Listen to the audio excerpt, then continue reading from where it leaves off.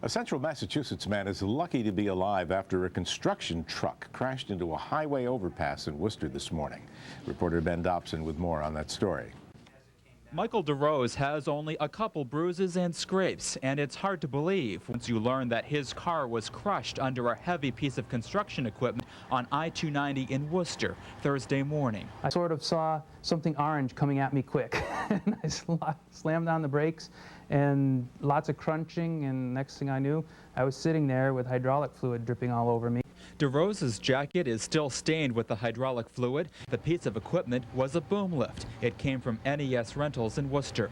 The machine was being transported to another job, but it wasn't low enough, and it hit the Route 9 overpass, knocking it onto the road below. It had struck the overpass and been forced off the vehicle that it was traveling on. The accident totaled DeRose's car, smashing its windows. Miraculously, he was unharmed. The boom section of the lift was completely on top of the car from front to back. It was dead center on the car.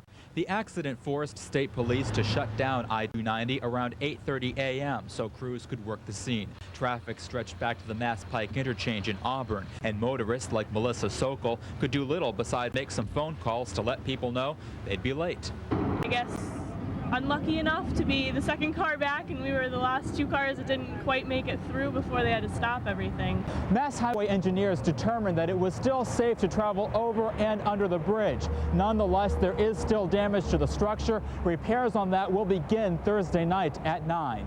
At least one lane will be shut down for the repairs, but the highway will remain open. State police say the case is cut and dry. The victim was lucky, and the accident, human error.